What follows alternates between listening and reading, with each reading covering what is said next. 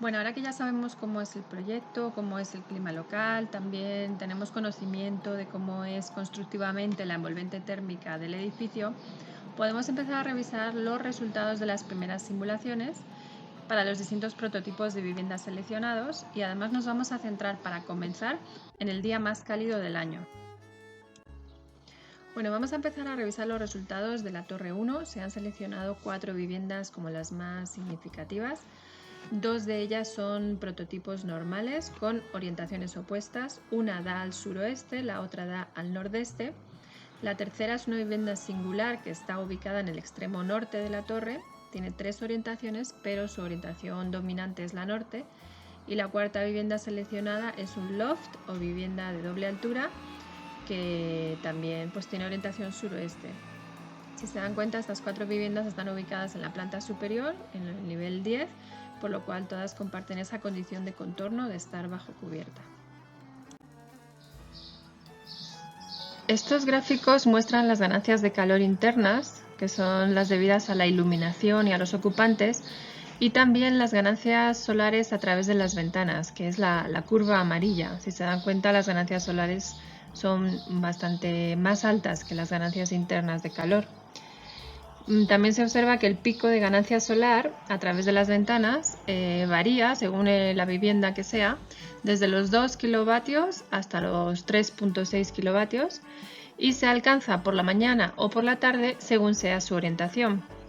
Por ejemplo, la vivienda que está orientada al nordeste, el pico es sobre las 8 de la mañana. Y para el resto que tienen orientación suroeste, el pico de ganancia solar va a ser sobre las 5 de la tarde. También observamos que la mayor ganancia solar se da en la vivienda tipo loft orientada al suroeste, debido a la gran superficie acristalada que tiene. Estas curvas que vemos aquí son las pérdidas y ganancias de calor por transmisión, que son aquellas que tienen lugar a través de la envolvente térmica y tienen que ver con la diferencia de temperaturas entre el interior y el exterior. También se nos muestra la curva de ganancias y pérdidas de calor por renovación de aire. Se observa que dependiendo del momento del día pueden ser pérdidas o ganancias de calor. Casi siempre las pérdidas de calor suceden durante la noche y las ganancias de calor por la tarde, sobre todo a través de la cubierta. Las ganancias de calor por transmisión a través de la cubierta alcanzan un pico en torno a 1 kilovatio sobre las 6 de la tarde. El resto de las superficies, que son muros, ventanas, suelos, nos están ayudando a refrescar el edificio.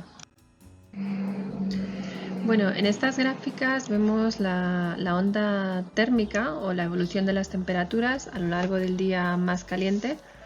La curva azul oscura es la temperatura exterior. Vemos que es una onda térmica con bastante oscilación de temperatura entre la temperatura mínima que sucede justo antes del amanecer y está en torno a 15 grados. Esto es temporada de calor. Y la máxima sucede por la tarde y está en torno a 30 grados. Este sería un día muy característico de la temporada de calor de esta ubicación. ¿Qué es lo que está ocurriendo al interior? Pues las condiciones de temperatura interior vienen caracterizadas por 3 curvas que, si se dan cuenta, discurren casi en paralelo y son la temperatura del aire, la temperatura media radiante, que es la de las superficies que rodean a los ocupantes, y la temperatura operativa, que es la curva verde, que es el promedio entre las dos anteriores. Vemos que en estas 4 viviendas la temperatura interior se mantiene más o menos constante y siempre por encima de la temperatura exterior, es decir, hay un claro problema de sobrecalentamiento. En algunos casos más acentuados que en otro, por ejemplo, el loft que está orientado al suroeste, si se dan cuenta, pues experimenta un pico de temperatura interior bastante elevado por la tarde que llega a rondar los 39 grados.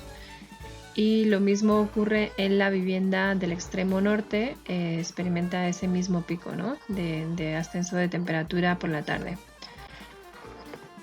Bueno, la ventaja de que la temperatura interior sea más elevada que la exterior es que simplemente con la estrategia de ventilación natural hay un gran potencial de enfriamiento. Simplemente renovando el aire, dejando que salga el aire caliente o viciado, introduciendo aire fresco exterior, Ahí ya es una estrategia pasiva interesante que se puede explorar.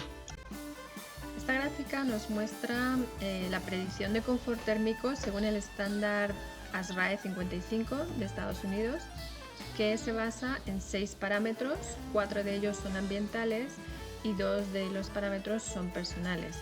Los parámetros ambientales son temperatura del aire y temperatura media radiante, que se engloban bajo el parámetro de temperatura operativa, también la humedad relativa y la velocidad del aire. Y los parámetros personales son el grado de arropamiento y el grado de actividad. Entonces, basado en estos parámetros, podemos hacer una predicción de confort térmico para un ambiente determinado. Y este estándar reconoce que debido a los distintos grados de metabolismo y a las distintas percepciones y preferencias que son subjetivas, es prácticamente imposible que en un ambiente cualquiera el 100% de los ocupantes se muestren confortables térmicamente. Siempre va a haber un 10% que se quejen de que sienten frío y un 10% que se quejen de que sienten calor, pero el estándar apunta a un 80%.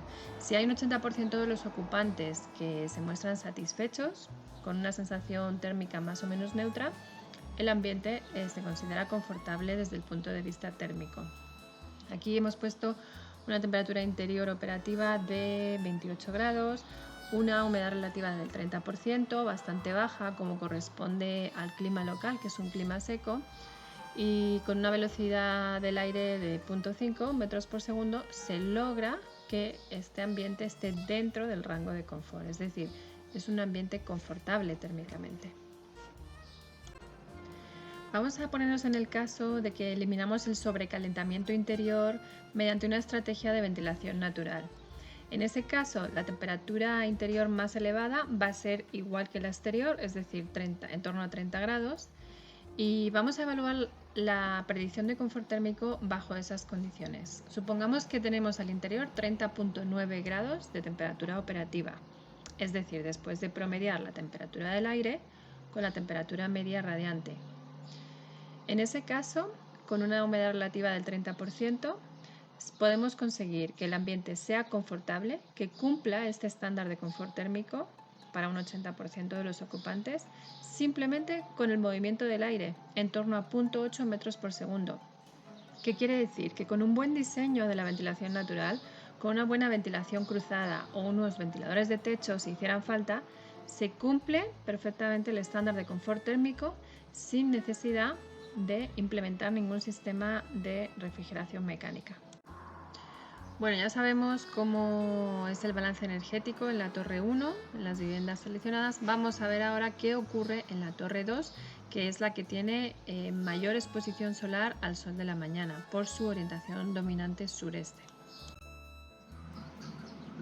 En la torre 2 hemos seleccionado como prototipo de vivienda dos lots con orientaciones opuestas. Ambos están bajo cubierta y luego adicionalmente dos viviendas normales también con orientaciones opuestas. Una está bajo cubierta y la otra está en la planta 9. Es decir, sería el único caso esta última que no cuenta con esa condición de contorno de estar ubicado bajo cubierta. Si nos fijamos en las gráficas de ganancias internas y solares, para los prototipos de vivienda seleccionado en la torre 2, vemos que en algunas viviendas el pico de ganancia solar se produce por la mañana, estas son las que tienen orientación sureste, y en otras el pico solar se produce por la tarde, obviamente son las que tienen orientación noroeste. Hay una vivienda peculiar que tiene un doble pico, uno por la mañana y otro por la tarde. Ahora en la siguiente diapositiva contaremos a qué se debe esta situación, pero nada más observar que en las viviendas normales el pico de ganancia solar está en torno a 3 kilovatios, mientras que en los lots es prácticamente del doble, está en 5.5 kilovatios. Si analizamos un poco más de cerca lo que ocurre en este loft que tiene un doble pico de ganancia solar, uno por la mañana sobre las 8 de la mañana y otro sobre las 6 de la tarde, esto es debido a que esta vivienda es singular, tiene una doble orientación, entonces a través de la orientación sureste está recibiendo esa radiación solar matutina que está en torno a 5 kilovatios y medio. y por la tarde tiene también algo de área cristalada expuesto a la radiación solar vespertina. Y eso produce otro pico que ya no es tan alto, está en torno a 3 kilovatios, porque la superficie acristalada en esta orientación no es tan alta, pero hace que tenga una doble, digamos, exposición solar por la mañana y por la tarde. Bueno, si analizamos las gráficas de balance térmico, que son las pérdidas y ganancias por transmisión y también pérdidas y ganancias de calor por ventilación, se observa que obviamente hay 3 viviendas que tienen esa condición de contorno de bajo cubierta. En ellas sí se están generando pérdidas y ganancias de calor por la cubierta. Y en la otra vivienda, que no tiene esa condición de contorno, pues solo habría pérdidas de calor a través de la envolvente.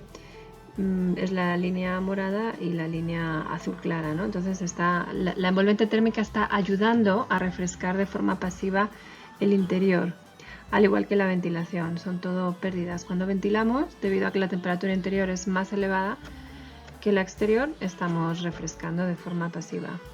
Y bueno, pues nada más comentar que en ninguno de los casos llega a ser una ganancia de calor importante a través de la cubierta. En el peor de los casos, que es la vivienda convencional orientada al noroeste, pues está en torno a 0,85 kilowatts, o sea, ni siquiera llega a 1 kilovatio. Entonces, en este caso nos tenemos que centrar en las ganancias solares más que en las ganancias por transmisión. Y ya por último analizamos los resultados de gráficas de temperaturas y vemos que en los lofts con orientación sureste hay un claro problema de sobrecalentamiento al interior, ya que a lo largo de todo el día las temperaturas son altas, entre 30 y 39 grados. Esto es algo que habrá que analizar las causas. En los lofts con orientación noroeste pasa algo similar, es ligeramente más fresco en las horas centrales del día, pero también hay un claro problema de sobrecalentamiento. La vivienda que está un poco más confortable térmicamente es la vivienda que no está directamente bajo la cubierta. Es una temperatura interior casi constante, en torno a 31-32 grados, es decir, hay un ligero problema de sobrecalentamiento, pero fácilmente subsanable ampliando el caudal de ventilación. Y por último, la vivienda convencional que está orientada al noroeste, pues es ligeramente más fresca por las mañanas, pero también por las tardes las temperaturas son demasiado elevadas, ¿no? En torno a 33-34 grados. Los prototipos en los que se observan las temperaturas más altas son los lofts y las viviendas orientadas al sureste.